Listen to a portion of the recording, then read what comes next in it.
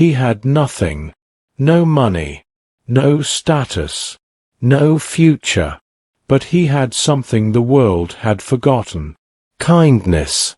And on one stormy night, that kindness would destroy his life. This is the story of a boy who saved a billionaire's daughter, and what she did next will shatter you. Stay until the end, because the twist will leave you speechless. Before we go any further, can I ask you for one small favor? This story took me days to write, record, and edit. Every frame, every emotion, every sound. It costs you nothing to support me, but it truly means everything. Please, hit that like button, subscribe if you haven't, and comment your location below. I want to know where my amazing viewers are watching from. I read every single comment, and I'll be giving shout-outs in my next video. Today's shout-out goes to Don from Middletown, Ohio, Lakosha from Georgia, Dumazile from South Africa, and Victoria from Ghana. Now back to our story. The city never sleeps, but it also never cares. Every morning at 5 a.m., 16-year-old Daniel is already awake. He lives in a shack at the edge of the city, in a place called the Margins. Not because it's on the edge of town, but because the people who live there exist on the margins of society. Invisible. Forgotten. Irrelevant. The shack is made of corrugated metal sheets, held together by wire and hope. When it rains, water seeps through the cracks. When it's cold, the wind cuts through like knives. There's no heating. No air conditioning. Just a single light bulb that flickers when the power works, which is about half the time. Daniel shares this space with his mother, Maria. She's 42 but looks 60. Life has a way of aging you faster when you're poor. She works at a textile factory 16-hour shifts, 6 days a week. Her hands are permanently stained with dye. Her back is bent from years of standing at machines. But she never complains. Daniel's father left when he was 6. He doesn't remember much about him. Just fragments. The smell of alcohol. The sound of shouting. The slam of the door that final night. His mother never spoke about him after that. She just worked harder. Daniel used to ask about him when he was younger. "Mama, where's Papa?" "He's gone, Mijo." "Will he come back?" "No. But that's okay. We don't need him. We have each other." And that was enough. It had to be. By 6 a.m. every morning, Daniel is already miles away from the Margins, standing outside Bellevue Restaurant in the luxury district.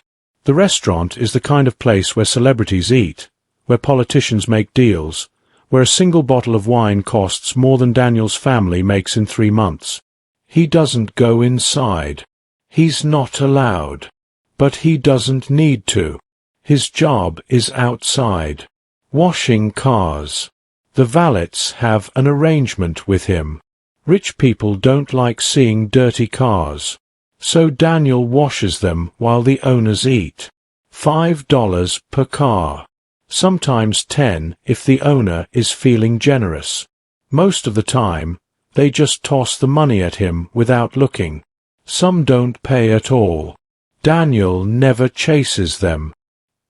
He learned early that poor people who demand payment from rich people get labeled as aggressive, threatening, criminal. So he stays quiet, takes what he gets, says thank you even when they don't deserve it. Today is Tuesday. Tuesdays are usually good. By noon, Daniel has washed 8 cars. His hands are raw from the cold water. His back aches from bending over hoods and bumpers. But he's made $60. 40 will go to his mother for groceries and medicine. She's been coughing for weeks, a deep, rattling cough that keeps her up at night.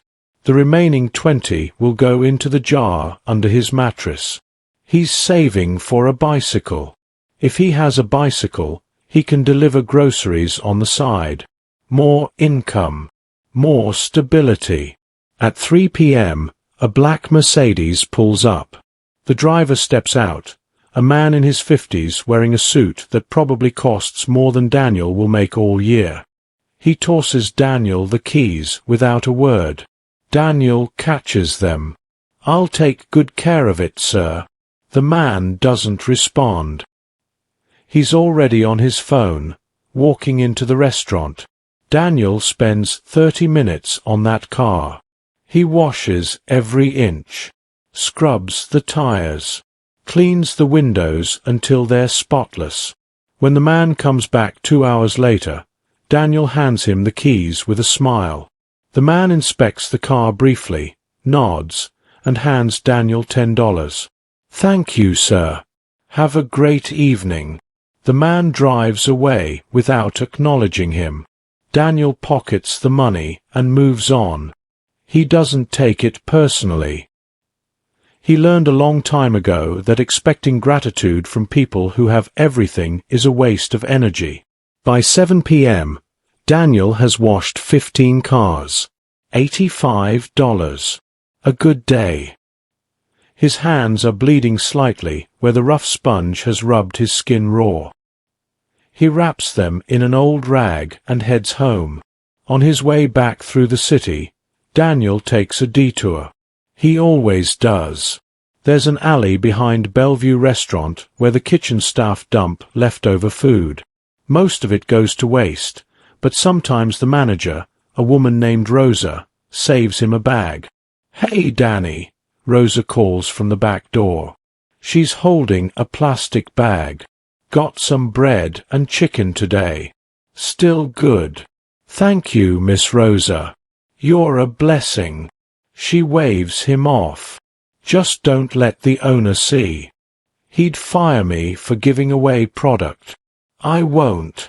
I promise." Daniel takes the bag and walks deeper into the alley. There's a family of stray dogs that live there, a mother and 3 puppies. He's been feeding them for 6 months, ever since he found them shivering in a cardboard box during a rainstorm. He kneels down, opens the bag, and breaks the bread into pieces. The mother dog approaches cautiously. She's learned to trust him. The puppies follow, tails wagging. "Hey, girl. You hungry?" The dog licks his hand. Daniel smiles.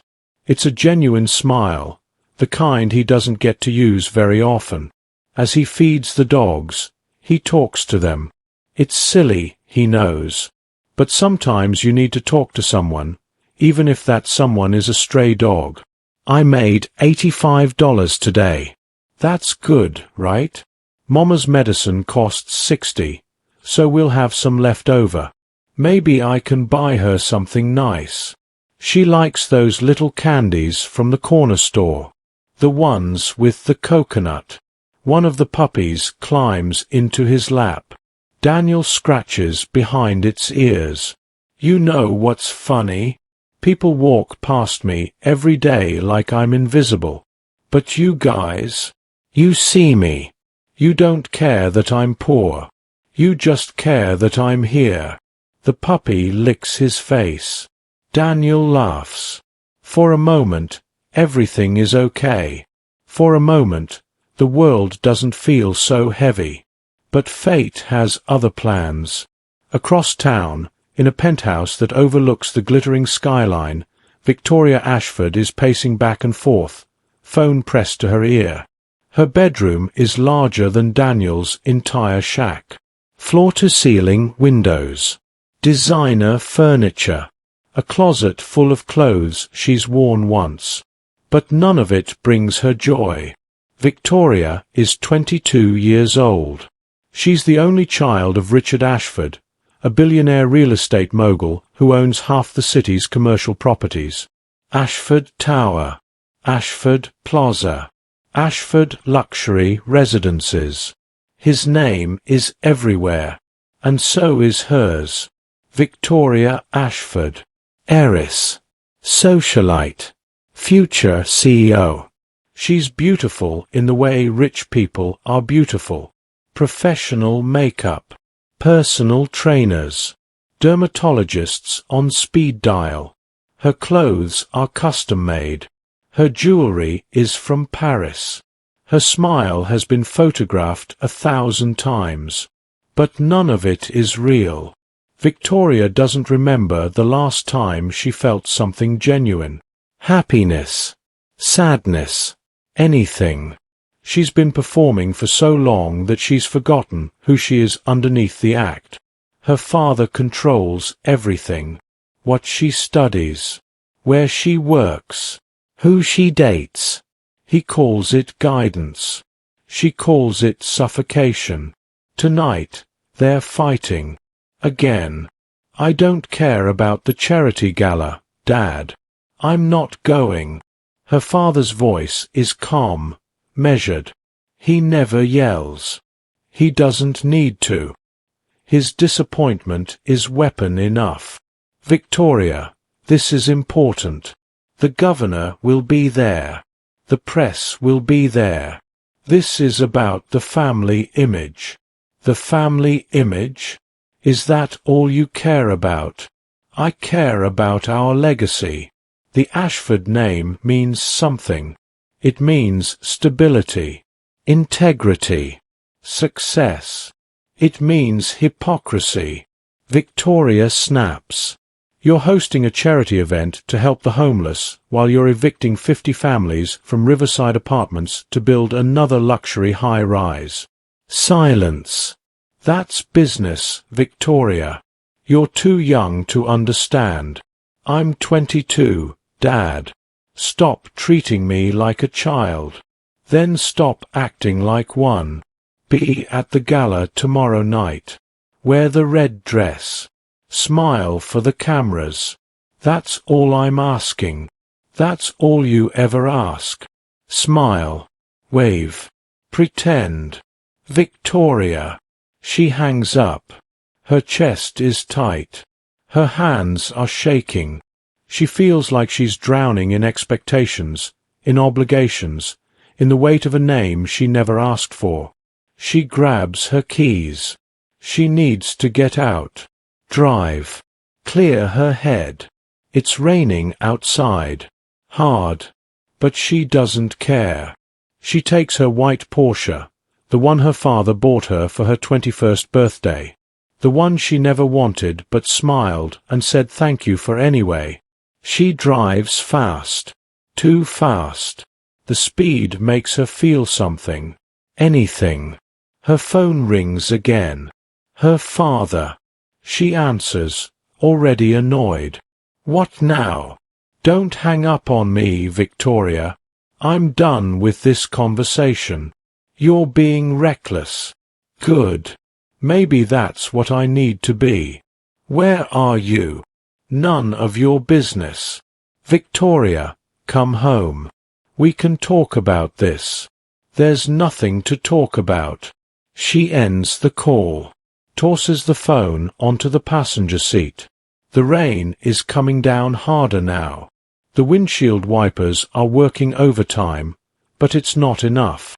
Visibility is nearly zero. Victoria's phone rings again. She glances down, reaches for it, and that's when everything goes wrong. The car hydroplanes. Victoria's hands jerk the wheel instinctively, but it's too late.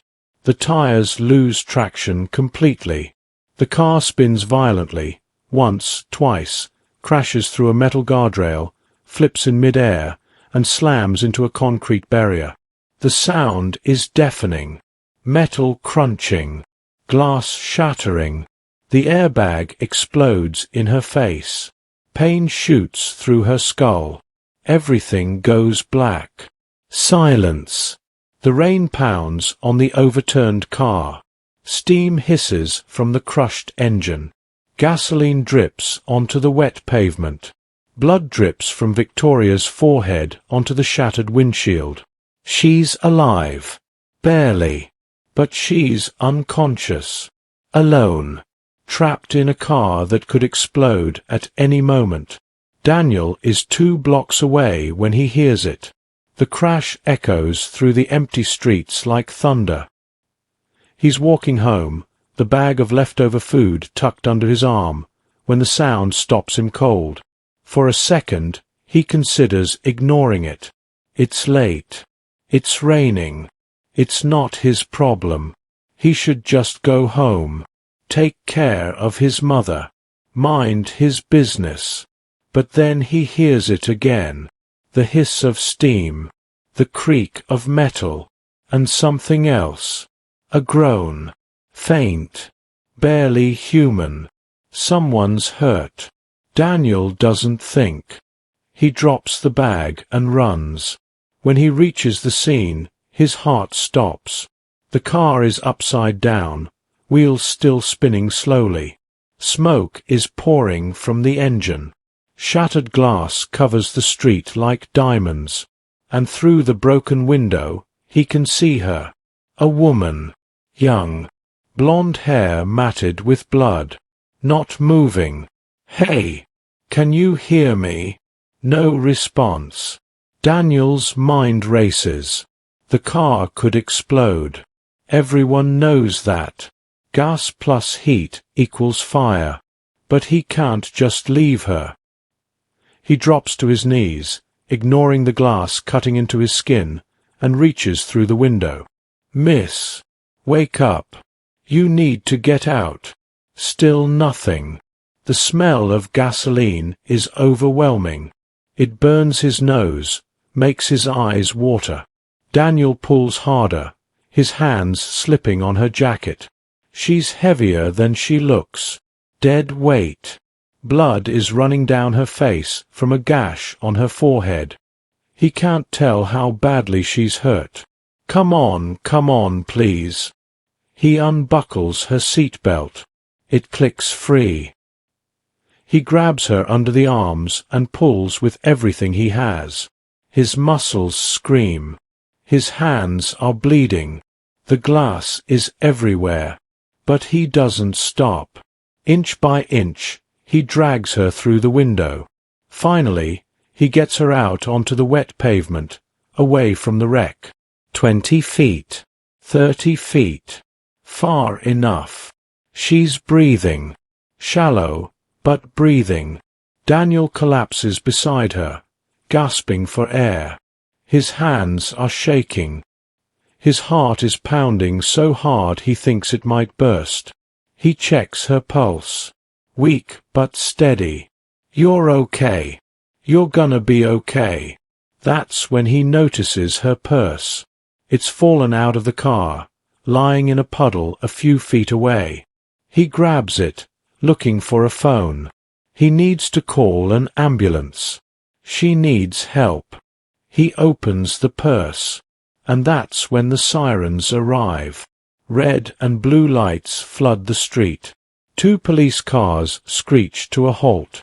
4 officers jump out, hands on their holsters. "Freeze!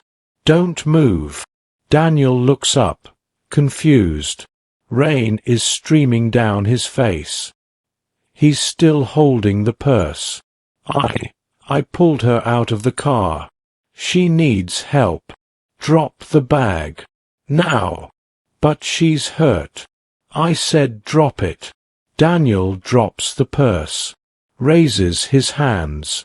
Blood from his cuts mixes with the rain. "Please, she needs an ambulance." "Get on the ground." "But," I said get on the ground. Daniel obeys. His face presses into the cold, wet asphalt. Rainwater fills his mouth. His hands are yanked behind his back. Metal cuffs bite into his wrists. A small crowd has started to gather. People in raincoats, holding umbrellas, smartphones out, recording everything. One of them, a man in his 40s, steps forward. "Officer, I saw the whole thing. That kid was going through her purse. I think he was trying to rob her." Daniel's heart stops. No, I was looking for her phone to call 911. "Sure you were," the man says. That's why you were crouched over her like that. I pulled her out of the car. It was smoking. I thought it would explode. Then why were you going through her stuff? I was looking for her phone. The officer presses a knee into Daniel's back. You have the right to remain silent. Anything you say can and will be used against you in a court of law. Please, just help her. She needs a doctor. She's getting help. You're getting arrested. Paramedics arrive. They rush to Victoria, lifting her onto a stretcher. She's starting to regain consciousness, groaning, her eyes fluttering open. One of the paramedics looks at Daniel. Did you pull her out? Yes. The car was smoking. I thought it would explode. The paramedic nods. You might have saved her life, kid. But the officer doesn't care. Doesn't change the fact that he was going through her belongings. We've got witness testimony. They haul Daniel to his feet and shove him toward the police car. As they pass Victoria, she opens her eyes fully, sees him. Their gazes lock for just a second. Daniel smiles. It's a sad, broken smile, like he already knows how this ends. Miss, he says quietly, you're safe now. That's all that matters. Victoria's lips move, like she wants to say something, but no words come out. She's too dazed, too hurt, too confused. The officers push Daniel into the car and slam the door. As they drive away, Daniel looks back through the rain-streaked window. Victoria is being loaded into the ambulance. The crowd is dispersing. The man who accused him is talking to another officer, gesturing wildly, playing hero. And Daniel realizes something. It doesn't matter what he did. It doesn't matter that he saved her. In this world, a poor boy covered in blood next to a rich girl's crashed car is guilty. Always. At the police station, Daniel is thrown into a holding cell. His clothes are soaked. Blood from the cuts on his palms has dried into dark stains. His wrists are bruised from the cuffs. A detective comes in an hour later. Middle-aged. Tired. Uninterested. Daniel Torres, right? Yes, sir. You want to tell me what happened tonight? I heard a crash. I ran to help. The woman was trapped in her car. I pulled her out. I was looking for her phone to call an ambulance when the police arrived. The detective writes something down. Witnesses say you were going through her purse. I was looking for her phone. Aha! And the blood on your hands. From the glass. The windshield was shattered. I cut myself pulling her out. Convenient. Daniel's jaw tightens. It's the truth. You know who she is. No, sir. Victoria Ashford, daughter of Richard Ashford, richest man in the city. Daniel's stomach drops. The detective leans back in his chair. So you expect me to believe you just happened to be walking by when a billionaire's daughter crashes her car, and you just happened to pull her out, and you just happened to have her purse in your hands when we showed up? That's exactly what happened. Kid, I've been doing this for 20 years. I know how these things work. You saw an opportunity. Rich girl, expensive car, no witnesses around. You tried to take advantage.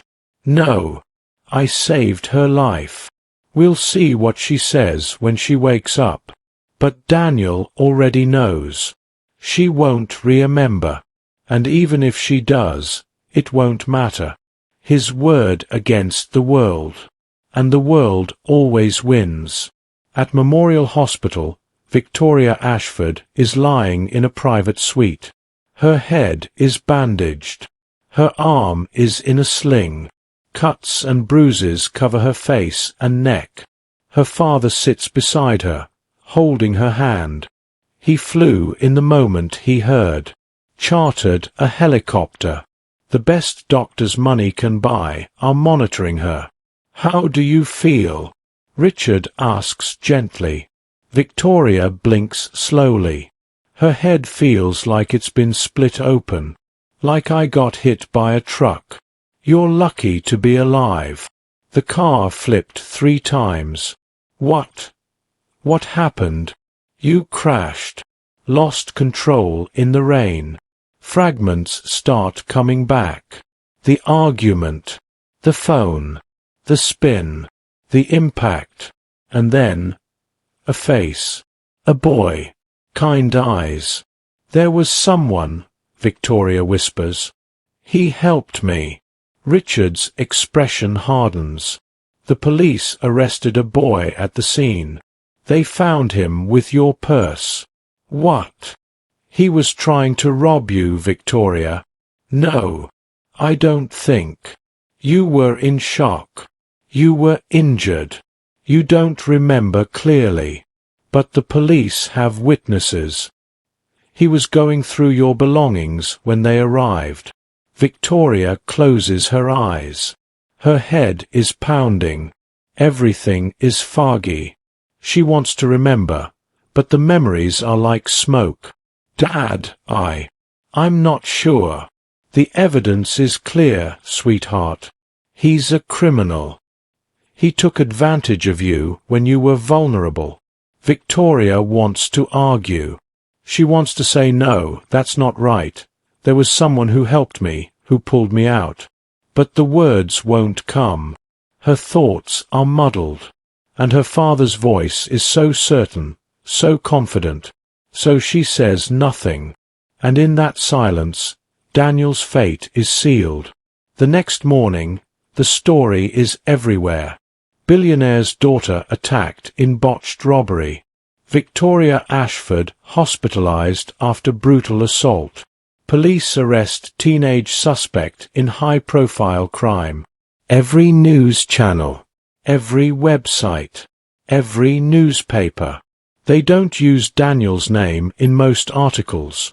He's a minor, but they show his photo. Blurred, but recognizable enough. The damage is done. In the margins, Maria Torres is watching the news on a neighbor's television when she sees her son's face.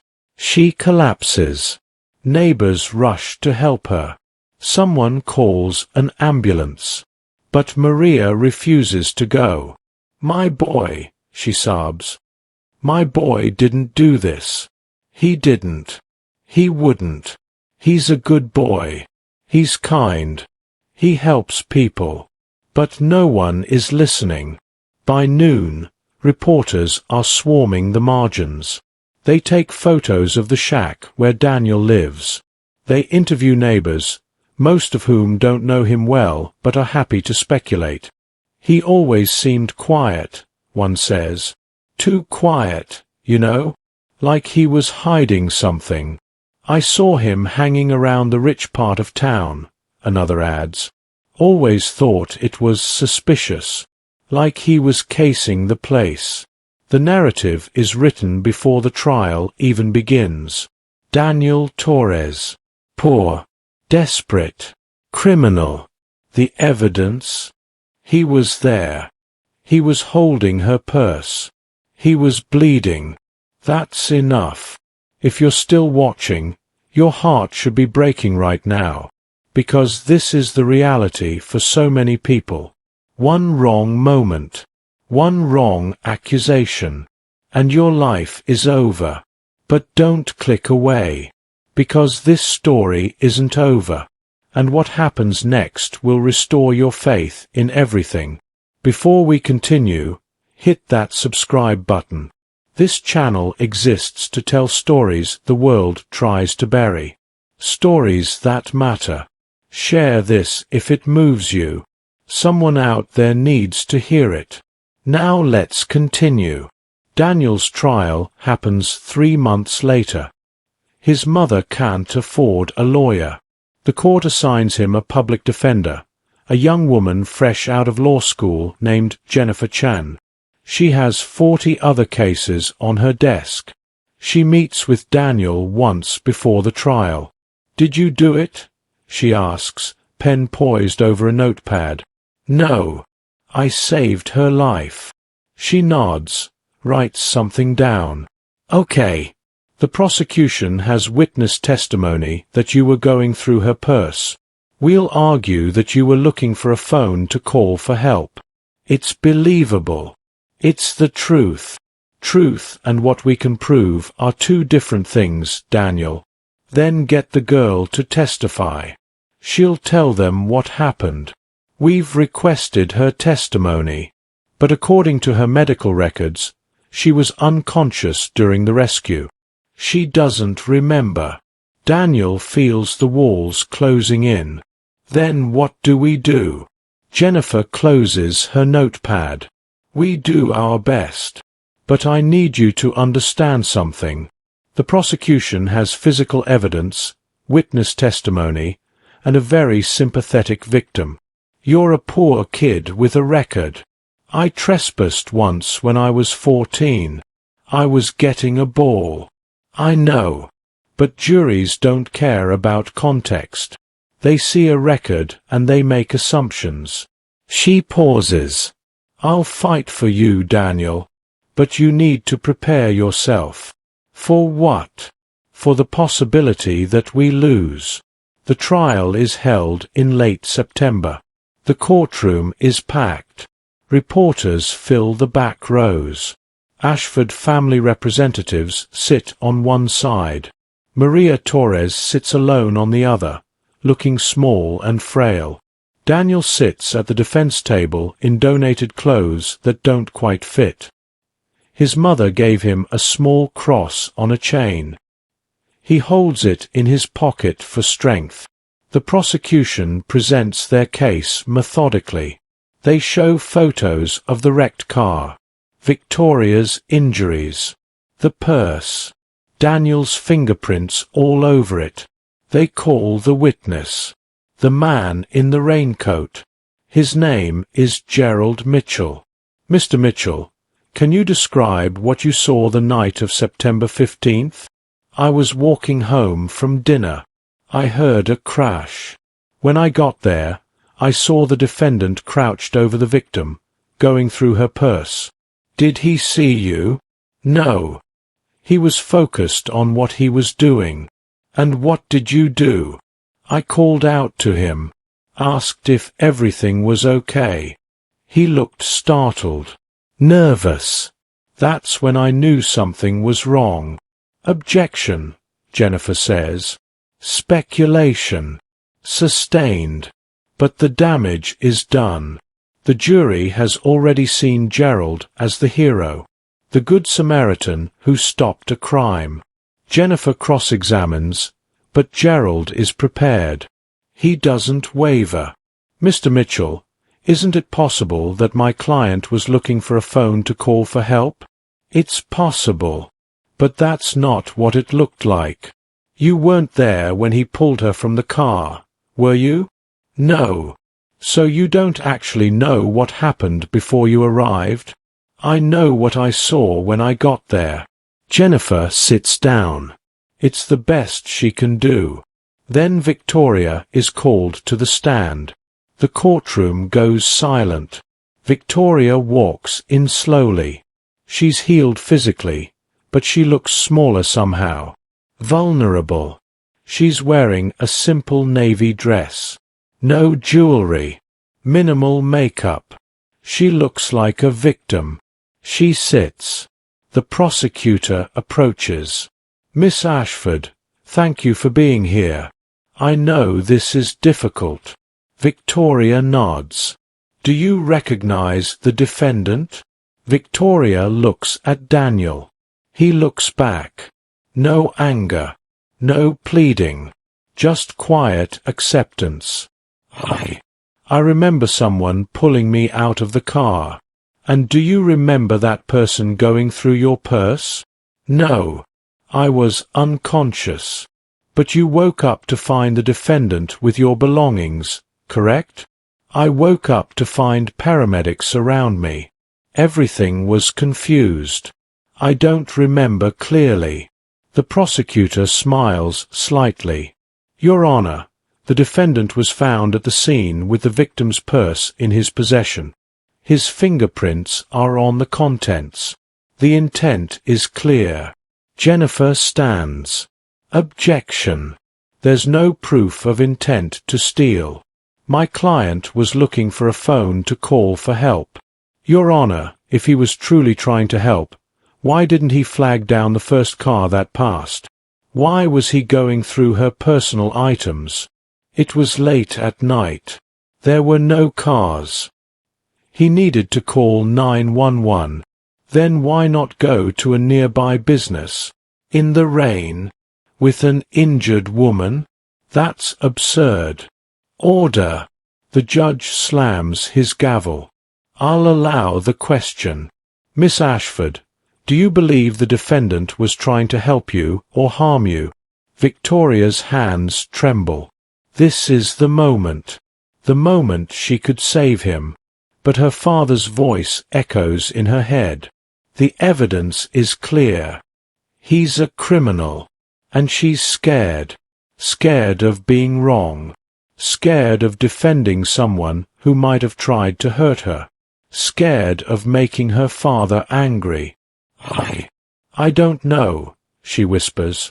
Daniel closes his eyes. No further questions, the prosecutor says. Jennifer tries to recover on cross-examination, but it's too late. Miss Ashford, is it possible my client saved your life? Yes. It's possible. And you have no memory of him trying to steal from you? No. But I don't remember much. It's not enough. The trial ends 2 days later. The jury deliberates for 4 hours. They return with a verdict. We find the defendant, Daniel Torres, guilty of attempted robbery and reckless endangerment. Maria screams from the gallery. No, he didn't do it. He saved her. My boy saved her. Security restrains her. She's sobbing, reaching for Daniel as they take him away. The judge speaks. Daniel Torres, you are hereby sentenced to 3 years in juvenile detention. The gavel slams. Daniel doesn't react. He just stands quietly. Lets them put the cuffs back on. As they lead him past Victoria, she's crying silently. He stops for just a moment. Looks at her. I'm glad you're safe, Miss Ashford, he says softly. That's all I wanted. And then he's gone. Victoria sits frozen in her seat, tears streaming down her face, as the courtroom empties around her. Juvenile detention is a concrete box that strips away whatever hope you had left. Daniel spends his days in a cell with 2 other boys. One is in for assault, the other for drug possession. They don't talk much. Everyone is fighting their own demons. The routine is mind-numbing. Wake up at 6. Breakfast. Classes that feel pointless. Lunch. Recreation in a fenced yard. Dinner. Lights out at 9. Repeat. Daniel keeps his head down. Doesn't cause trouble. Doesn't make friends. Just counts the days. His mother visits once a month. Every visit, she looks more tired, more broken. The factory reduced her hours. Money is tight. But she never complains. She just holds his hand through the glass and tells him she loves him. I'm going to get you out, she promises every time. I'll find a lawyer. I'll appeal. I'll do something. But they both know she won't. She doesn't have the money. Doesn't have the connections. Doesn't have the power. On Daniel's 17th birthday, Maria doesn't visit. He waits in the visitation room for 2 hours. She never shows. Later that night, a guard pulls him aside. Torres, you got a call. from Memorial Hospital. Daniel's heart stops. My mum. The guard's face is grim. She's in critical condition. Pneumonia. Maria Torres dies 3 days before Daniel turns 17. The hospital tried to reach him earlier, but the message got delayed in the system. By the time he got the call, she was already gone. Daniel isn't allowed to attend the funeral. Security risk, they say. He might run. So he sits in his cell and mourns alone. He doesn't cry. He can't. The tears won't come. He just sits on his bunk, holding the small cross his mother gave him, and stares at the wall. The boy who had nothing now has even less. 3 years feel like 3 decades. When Daniel is finally released, he's 19 years old. He's thinner, harder. The light in his eyes is gone. He has no family, no home. The shack in the margins was torn down for a new development. No education beyond GED classes in detention. No job prospects. No references. Just a criminal record and a bus ticket to nowhere. The only job he can find is janitorial work, cleaning office buildings at night. Invisible labor for invisible people. He takes it without complaint. Because what choice does he have? Meanwhile, Victoria Ashford has become everything her father wanted. She graduated summa cum laude from Princeton, got her MBA from Harvard, joined Ashford Enterprises as a junior executive. Within 2 years, she's VP of Development. She's on magazine covers. The Princess of Ashford Enterprises. The future of business. The woman who has it all. But inside she's dying. Every night she dreams about the crash. The rain. The boy's face as they took him away. His words. I'm glad you're safe. That's all I wanted. She tried to find him after the trial. Hired a private investigator. But her father found out and shut it down. Victoria, you need to let this go, Richard said firmly. You're building a life, a career. Don't ruin it by digging up the past. The boy got what he deserved. What if he didn't? The jury said he did. That's enough. But it wasn't enough. It never would be. Victoria throws herself into work. 12-hour days, 14-hour days, 16-hour days. Anything to avoid thinking, anything to drown out the guilt. But it follows her everywhere, in every boardroom, every gala, every mirror. She's built a life on a lie, and she knows it. It's a Tuesday morning, 5 years after the trial, when everything changes. Victoria walks into Ashford Tower wearing a tailored navy suit, carrying a leather briefcase. She's VP now. Her office is on the 45th floor. She has an assistant, a corner office, and a salary most people can't imagine. The lobby is pristine. Marble floors. Glass walls. A massive crystal chandelier hangs from the ceiling like frozen starlight. Executives nod as she passes. Good morning, Miss Ashford. Morning. She's heading toward the elevators, scrolling through emails on her phone, when she drops her pen. It rolls across the marble floor. She sighs, about to bend down, when someone beats her to it. A janitor, mopping in the corner, walks over and picks it up. You dropped this, ma'am. Victoria takes it without looking up. Thank you. Then she sees his face. Time stops. It's him. Daniel. Older. Thinner. A janitorial uniform where hope used to be. But the same kind eyes. Victoria's breath catches. Her hand starts to shake. The pen slips from her fingers again. Daniel catches it, hands it back. You okay, ma'am? She can't speak. Can't breathe. Her heart is pounding so loud she's sure everyone can hear it. You. Daniel's expression doesn't change. Just polite professionalism. Have a good day, ma'am. He turns to walk away. Wait. Victoria's voice cracks. Daniel stops. Turns back. People are starting to stare now. Executives pausing mid-conversation. Security guards glancing over. Victoria's eyes are filling with tears. It's you. Daniel. It's you. Daniel's jaw tightens slightly. Yes, ma'am. You're here. You're working here. Yes, ma'am. Her voice breaks. I'm so sorry. I'm so sorry. Daniel looks at her calmly. Miss Ashford, you don't need to. No. Victoria drops her briefcase. It hits the marble floor with a loud crack.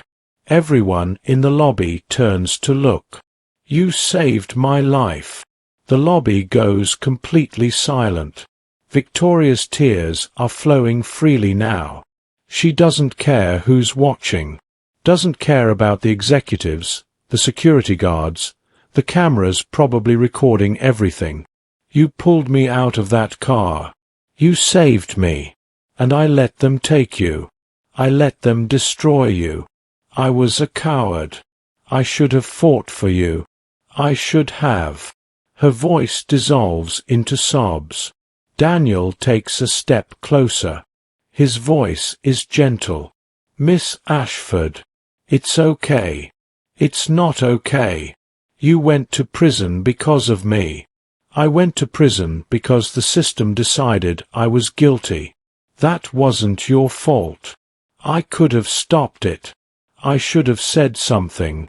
You were hurt. You were confused. You didn't remember. But I knew. Somewhere inside, I knew you helped me. And I said nothing. I let my father convince me. I let everyone convince me. And you lost everything. The lobby is frozen. No one moves. No one speaks. This is Victoria Ashford, the Ice Queen, the untouchable heiress, falling apart in front of everyone. Daniel's voice remains steady. Miss Ashford, I don't blame you. How can you not hate me? Daniel smiles that same sad, broken smile from 5 years ago. Because hate is a prison too. And I've already done my time. Victoria looks up at him, mascara running down her face, and the simplicity of his words breaks something inside her. She falls to her knees right there in the middle of the lobby. Please, she whispers, please let me fix this. Let me help you. Anything. I'll do anything. Daniel crouches down beside her. Miss Ashford, all I ever wanted was for you to be safe. You are. That's enough for me. But what about you? What about your life? I'm still standing. I'm still here. That's more than enough. Your mother. Daniel's expression tightens for just a moment. Pain flickers across his face. My mother believed in kindness. She taught me that who you are matters more than what happens to you. I'm honoring her by living that way. I don't deserve your forgiveness. Forgiveness isn't about deserving it. It's about refusing to carry the weight. Victoria stares at him, this man who lost everything, who has every right to be bitter and cruel, offering her grace she doesn't deserve. Daniel stands, offers her his hand. She takes it, and he helps her to her feet. Take care of yourself, Miss Ashford, he says quietly. Then he picks up his mop and walks away. Victoria stands in the middle of the lobby, surrounded by stunned onlookers, watching him disappear around a corner. Something inside her shifts, breaks, and rebuilds. She spent 5 years running from the truth. 5 years burying guilt under success and designer clothes and boardroom victories. No more. That afternoon, Victoria doesn't return to her office. She goes straight to the City Records office. Demands every file on Daniel Torres's case. The clerk tries to tell her it will take time, but Victoria is a different person now. I'm Victoria Ashford. My father owns the building your office is in. Get me those files. Now. She has them in 20 minutes. She reads everything. The police reports. The witness statements. The trial transcripts. Victoria's own testimony. I don't know, she had said on the stand. I don't remember. Those 4 words sent an innocent man to prison. Victoria calls the best law firm in the state. I need to speak to your managing partner. Immediately. It's about overturning a wrongful conviction. Ma'am, wrongful conviction cases are complex. They take time. I have money. I have time. What I don't have is patience. Get me someone who can help. Today. Within 3 hours, she's sitting in a conference room with 5 lawyers, laying out everything. This man saved my life. He was convicted because I was too confused and scared to speak up. I'm speaking up now. I want his conviction overturned. I want his record expunged. And I want it done yesterday. The lead attorney, a woman named Patricia Coleman, reviews the files. This is actually a strong case for appeal. The evidence was circumstantial. The witness testimony was questionable. And your testimony was inconclusive. So we can win. We can try. But Miss Ashford, you need to understand, publicly challenging this conviction will raise questions. About you. About your father. About your family's reputation. Victoria doesn't hesitate. I don't care. Your father will care. My father can deal with it. Patricia nods slowly. All right. Let's get to work. That night, Victoria goes home to her penthouse. Her father is waiting. I heard about your scene in the lobby today, Richard says coldly. It's all over the company. You broke down in front of everyone. I did. Do you have any idea how that looks? How weak that makes you appear? I don't care how it looks. Victoria. That boy saved my life, Dad. Daniel Torres. He pulled me out of my car, and we destroyed him for it. Richard's expression hardens. We did no such thing. He was convicted by a jury. Based on lies. Based on a witness who didn't see what actually happened. Based on my testimony when I couldn't even remember. You were the victim. I was confused. And you convinced me he was guilty when I wasn't sure. I was protecting you. You were protecting yourself. Your reputation. Your precious Ashford name. Victoria's voice rises. I'm reopening his case. I've hired lawyers. We're filing an appeal. Richard stands up. You will do no such thing. Watch me. Victoria, if you do this, you'll make our family look like we railroaded an innocent boy. The media will destroy us. Good. Maybe we deserve it. This is about guilt. You feel guilty, so you're making an emotional decision. This is about justice. Something you've never cared about. Richard's voice drops dangerously low. If you pursue this, there will be consequences. Are you threatening me? I'm warning you, as your father and as the CEO of this company. Drop this. Now. Victoria looks at him, this man who gave her everything except the freedom to be herself, and makes a choice. No, Victoria. For 5 years, I've done everything you asked. Worn the right clothes. Smiled for the right cameras. Dated the right people. Built the right career. And I've been miserable.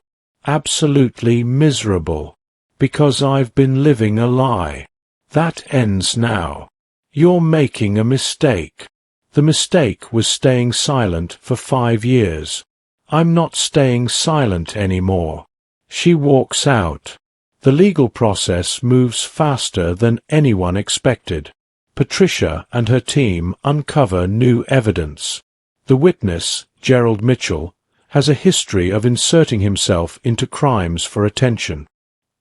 He's filed 12 similar reports over the years, always positioning himself as the hero. His credibility crumbles. The prosecution's case falls apart without his testimony.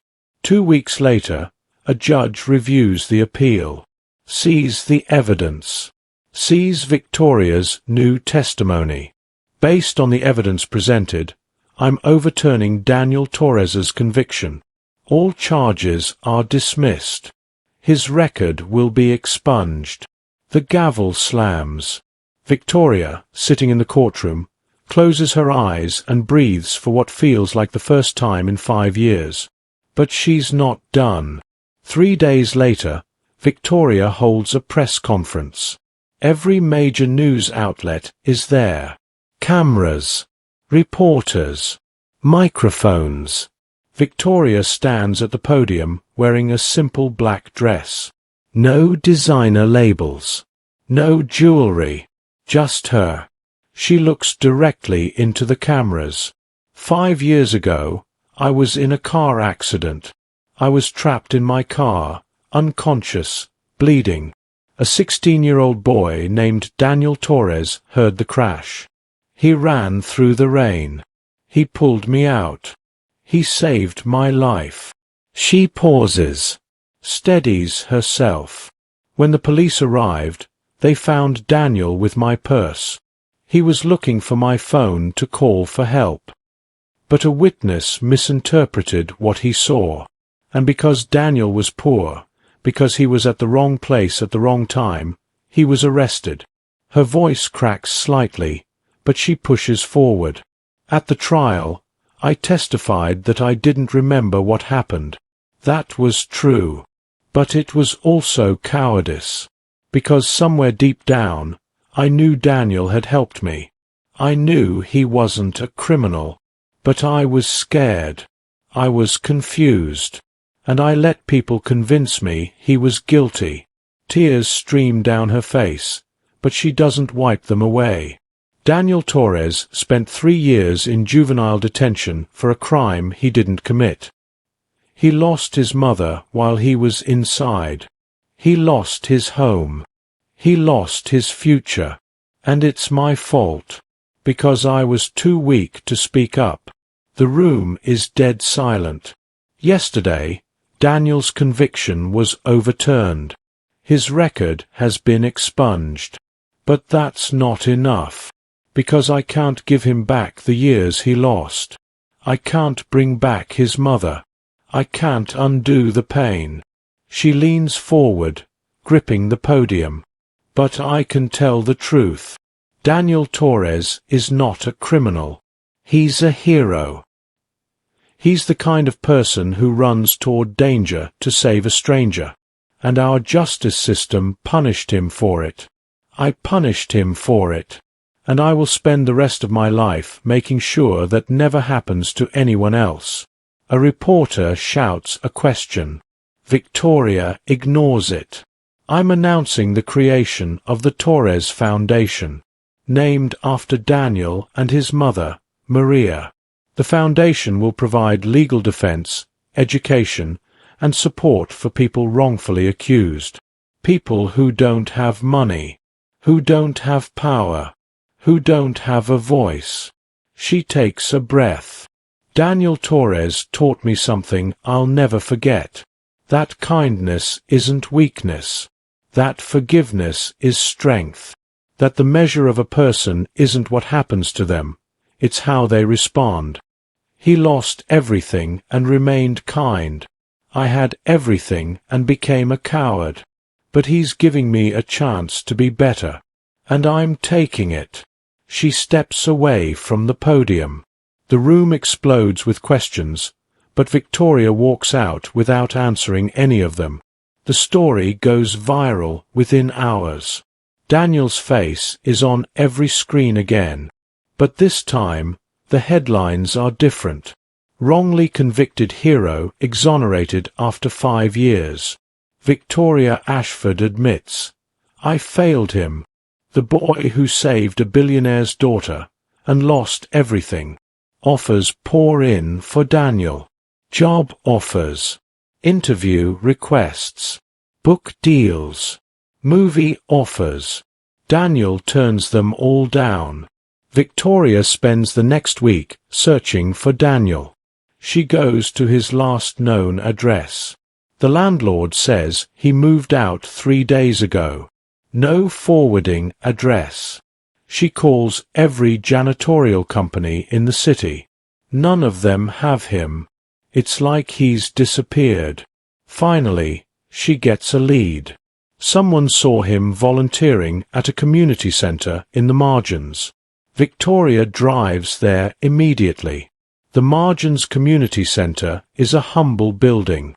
Cracked paint. Flickering sign. But inside, it's full of life. Kids are playing. Parents are talking. Someone is teaching a GED class in one corner. And in the back, teaching a group of teenagers how to read, is Daniel. Victoria stands in the doorway, watching him. He's patient, kind. When a kid gets frustrated and throws down his book, Daniel doesn't get angry. He just picks up the book, sits beside the kid, and says something that makes him laugh.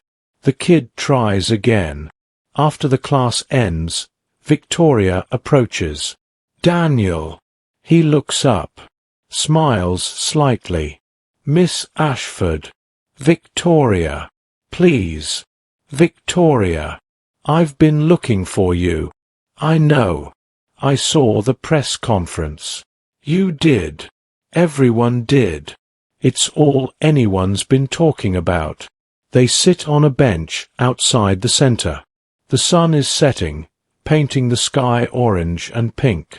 I meant what I said, Victoria tells him. I want to start the foundation. I want to help people like you. That's good. I want you to be part of it. Daniel shakes his head gently. I can't. Why not? Because that's your guilt talking, not your heart. You want to help people? Really help them? Then do it. Build the foundation. Fight for them. But don't make me the poster child because you feel bad. Victoria absorbs this. You're right. I'm sorry. Don't be sorry. Just do the work. They sit in silence for a moment. What will you do? Victoria asks. This. Daniel gestures to the center. Teach. Help kids. Show them they matter. That their circumstances don't define them.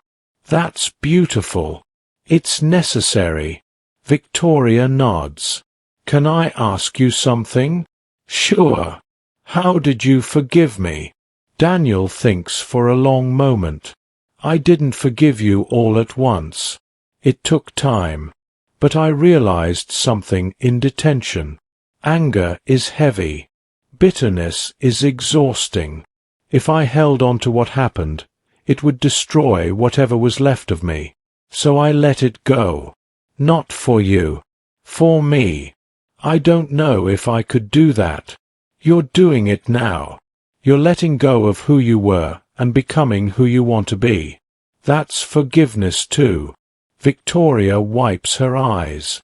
Thank you. For everything. Daniel stands. You're going to do good things, Victoria. I can tell. How? Because you ran toward the truth even when it was hard.